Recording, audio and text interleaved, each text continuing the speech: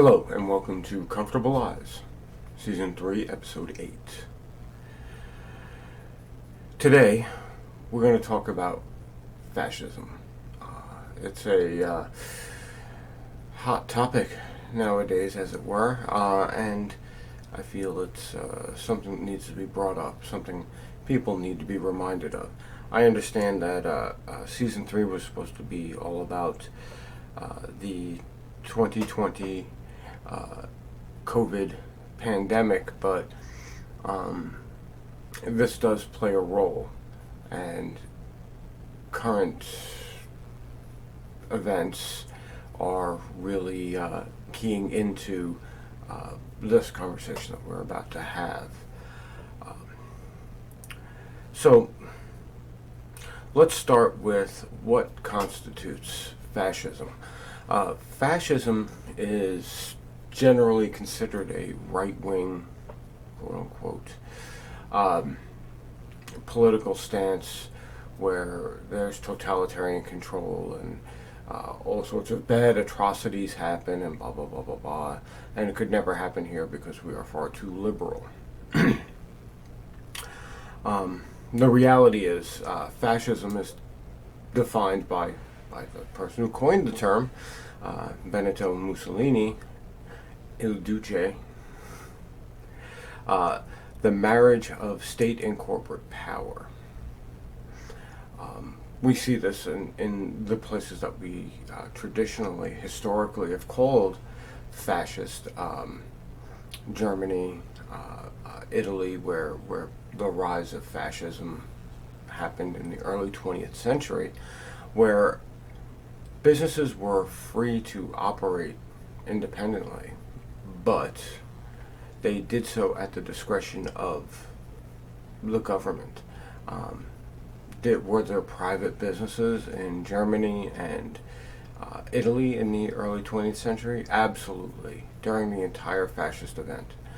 But those private businesses were so far in bed with the government in an attempt to please the government that they were almost indistinguishable from government agencies themselves.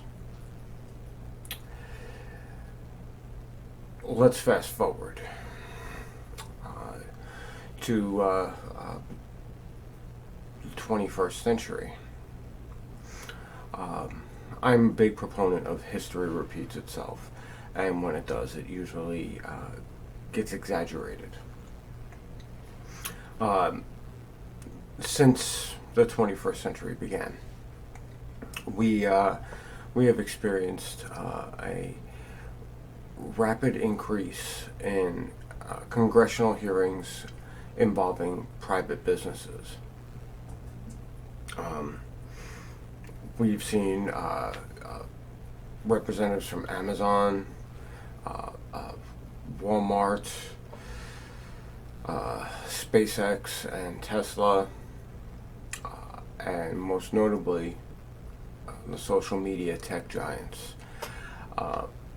enter into the congressional halls to answer to the federal government about their businesses and discuss how they could cooperate better with the government. Now, if we take the very dry, very clinical definition of fascism, the marriage of state and corporate power,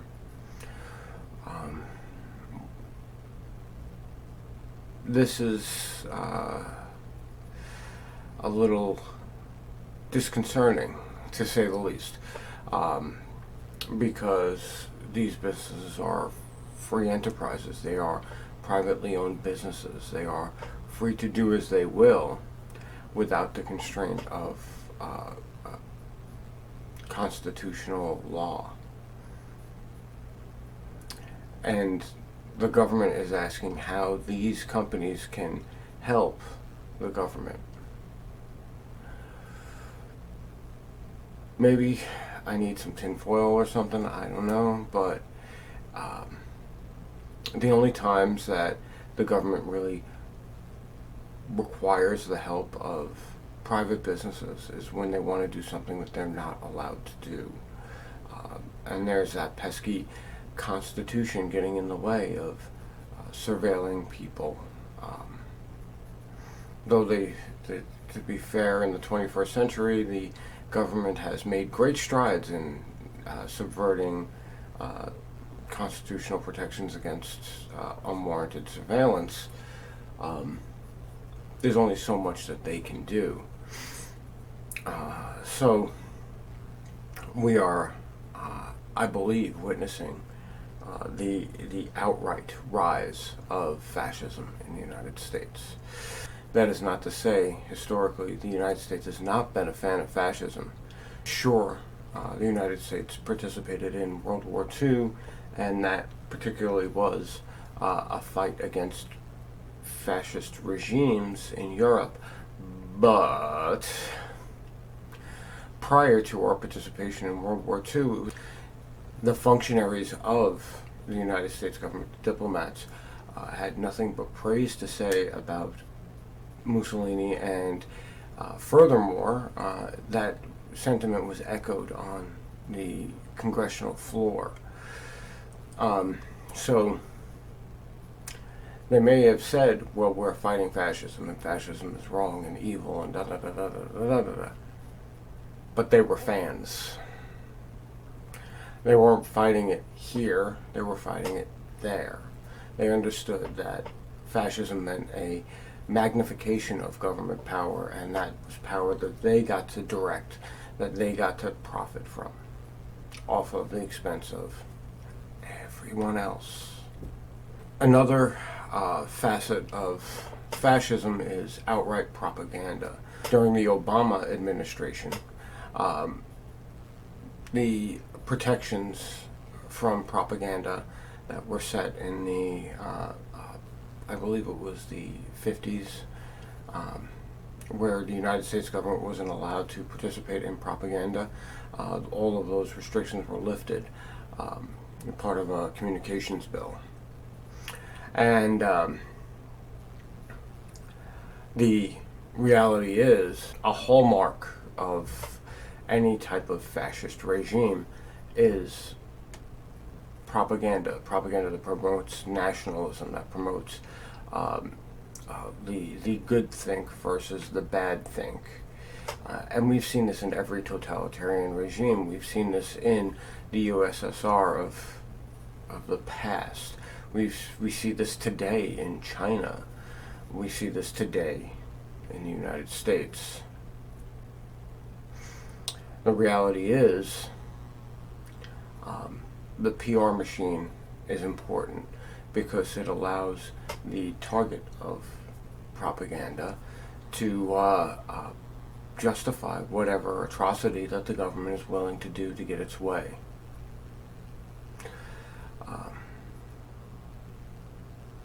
And finally, we really need to recognize how deep-seated this fascism is in the United States. And we can understand that by looking at fascism domestically versus fascism in a foreign setting.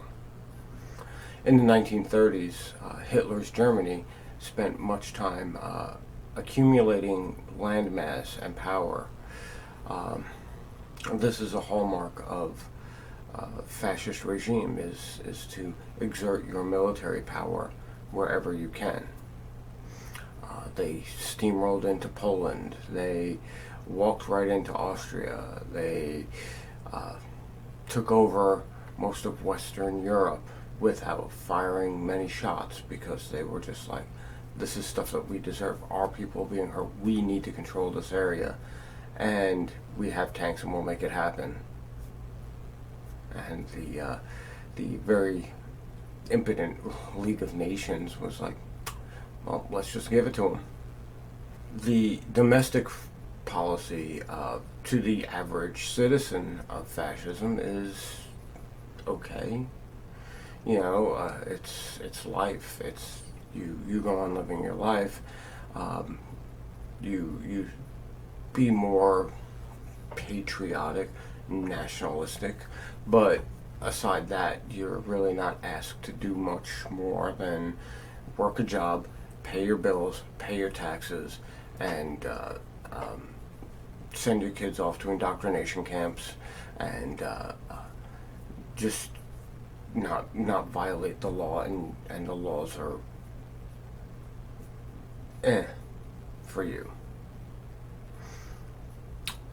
On the other hand, if you are not one of the chosen citizens, if you are not, if you fall outside of the lines of what the government wants, life gets very difficult for you. We can reference the gypsies, the homosexuals, the Jewish members of all of the areas that Germany had taken over, in Poland, in Western Europe, in Eastern Europe. There was no quarter for these people.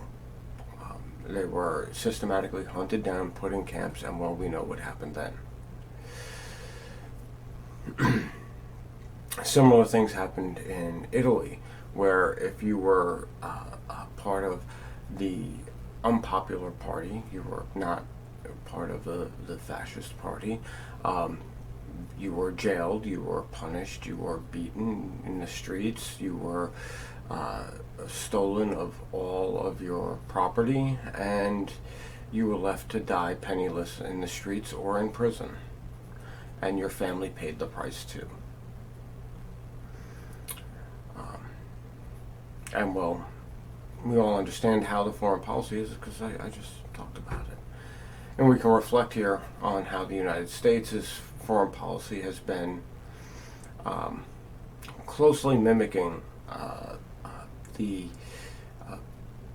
1930s Germany and Italy model, the 1930s Japanese model.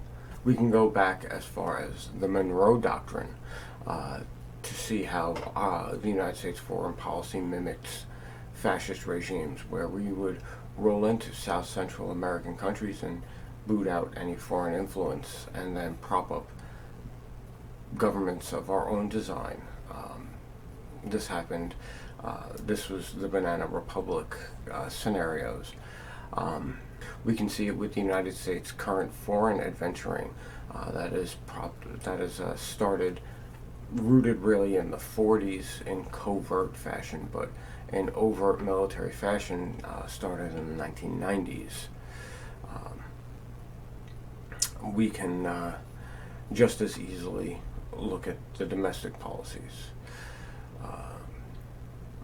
It doesn't take very much for you to see that domestically the United States has always declared somebody an other, whether it be people of color, whether it be the filthy nationalistic redneck white supremacists, whether it be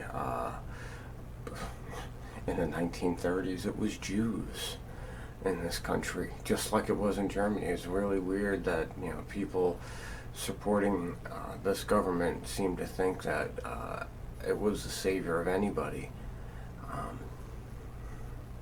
To be fair, the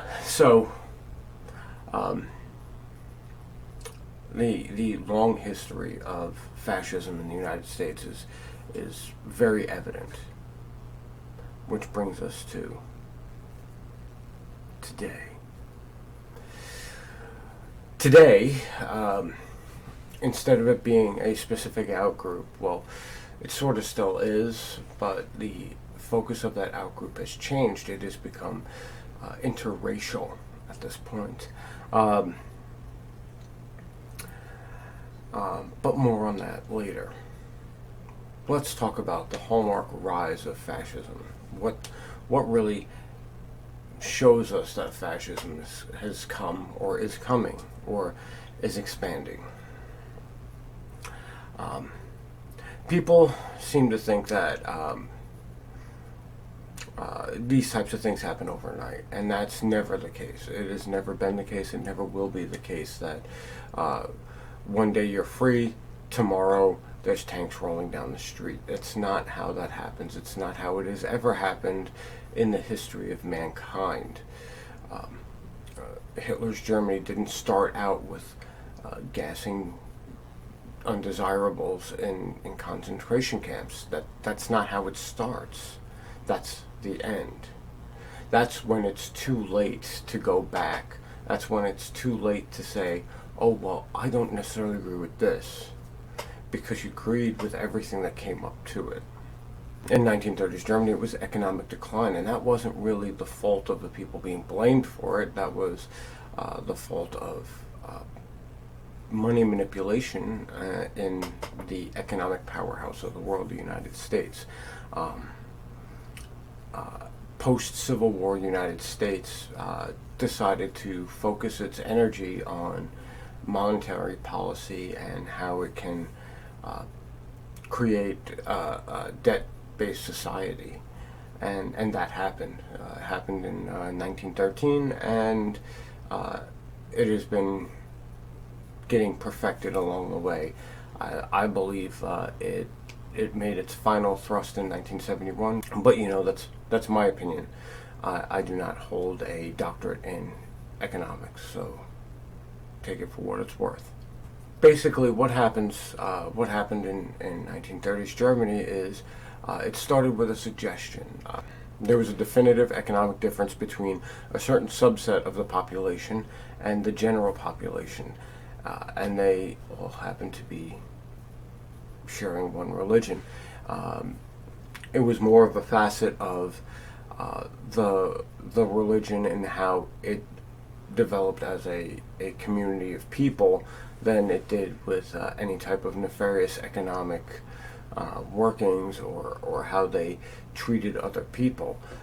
But that didn't matter. What mattered was that average Johann, I guess because he's German, sees the Jewish population living comfortably, and sees that he has to struggle because, he doesn't have anything of value, and he is fully invested in a fiat currency, and that's it. And now it takes a wheelbarrow of money to buy a loaf of bread, and his family's starving.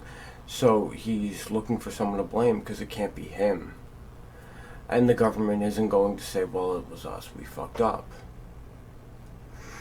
And when the government does say things like that, they go, that was my predecessor, I'm trying to fix it, I inherited this problem. Just in case you were wondering if there was any parallel we're going with here. But through the use of propaganda, through the use of directed media, they instill this thought process of, well, the subset that you are angry with because they can provide for themselves, they're the enemy. They're the reason why you can't afford what you want to afford. And if you can't put food on your plate, it's because this subset of society is taking advantage of you. And people are more than willing to believe it. They're more than willing to believe that their suffering is at the hands of someone that they can touch. Because the idea of fighting government is scary for the individual because, you're on your own. And they have guns, and they have tanks, and they have F-15s, and they have nukes. Remember that conversation? So fighting the government's a scary endeavor for these people. It's easier to just believe them and think that the guy who owns the jewelry shop down on the corner, it's his fault. Because you can break his windows and you can cost him money. You can beat him up in the streets. You can rob his store. Propaganda gives the powerless the illusion of power, because the powerless, they will form a mob and they will strike, but they just need a little nudge, and that's what that propaganda is. So what I'm really saying is the rise of fascism is the banality of evil. It's not the we're going to put these people in a gas chamber. It's the problem is their fault. Whether or not they are even participating in that problem, it's their fault. That's the reason why homosexuals in Germany were lumped in with the Jews. That's why the Romani people were lumped in with the Jews. Because the fact of the matter is, these were all people that the German population already had a problem with. There was already a reputation amongst the Romani people about being thieves, about preying on society, about being con men. So it was easy to add these people to the rolls because there were plenty of people who already had a problem with them due to prejudice, regardless of whether or not it's true. These are not my words, these are the sentiments of people at the time. And again, with homosexuality, the very religious society that early 20th century Germany was, well, being gay was a crime. It was throughout the entire world at that point in time. The Catholic and Christian religions were very definitive about what was and was not allowed in your bedroom, and the governments were more than happy to oblige. It's more power. So all of these people, all of these outgroups got lumped into one. And through all of the propaganda, all of the stereotypical issues that were brought up, the Romani people being criminals, the homosexual people being predators of children, and the Jewish people being predators of the pocket through manipulation of goods and services and prices and stuff like that. And it just takes stacking these little steps, and then finally you get to the top of that roller coaster, and you have full-blown genocide happening. Now, the reality is people consider fascism to be some sort of right-wing phenomenon, and I cannot say that that's true. Fascism comes in every flavor, just like communism comes in every flavor. You can have right-wing communism, you can have right or left-wing fascism. These things aren't even mutually exclusive from each other. They're just a different way of looking at it. It's sort of like, a perspective thing. You're looking at a number on the ground, you see a 9, the other person on the other side sees a 6. You both see what you see, and you just basically have to try to use outside information to find your orientation. And that's the reality. There is no left or right when it comes to fascism or communism, because it's not an or, it's an and. It's an increase of state power and utilizing private corporate interests to do so. I mean, one can say the state communism version of that is the totalitarian state power and the destruction of private enterprise to do so. But it's neither here nor there, because these private enterprises under a fascist regime aren't really under their own control. They're under the government's control because they have to please that government or they will not be in business anymore. So the whole idea that left-wing politicians can't be fascist is idiotic. Some of our more fascistic laws were passed by what is considered the American left, which is really just a centrist party, I guess, sort of. The current standing president signed one of the most fascistic pieces of legislation during my lifetime, the 1993 crime bill. It basically codified scapegoating the people of color for all crime. I mean, if you've listened to the last however long I've been on here, you kind of get where I'm going here, right? So who really controls who in a fascist regime? A lot of people like to think that the businesses control the show, but that's not the case, because the businesses don't have the guns. It's always the government in control. It's always the government 100% in control. And I understand your chosen leaders, the ones that you like, they can't possibly be these monsters, but I hate to break it to you, they are. They will sit there and they will leverage their power against corporations to get their way. Because their way doesn't focus on you as the enemy, you don't see it as a problem. I guess at the end of the day, this is the real thing that we're looking at.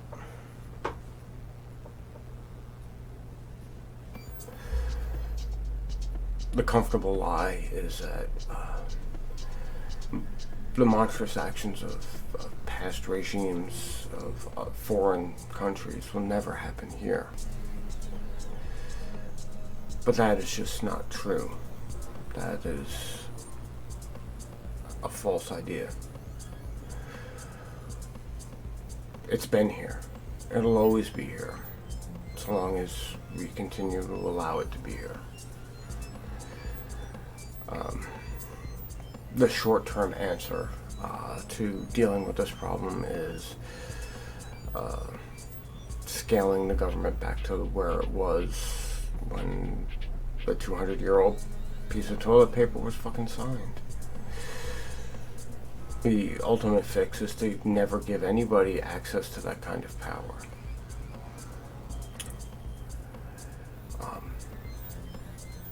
J.R.R. Tolkien once said, "It's not that power corrupts, it's that power attracts the corruptible." I've been a long proponent of the only way you're going to get rid of government corruption, the government use of force to violate people, to preserve its power, to increase its power, to allow the grand society to turn a blind eye when it abuses people, is to simply do away with it.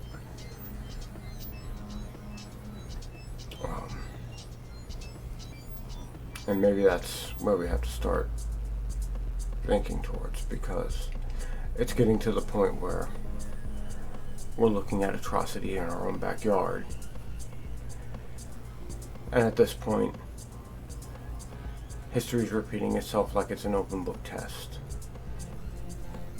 And a grand mass of the American population is failing that test.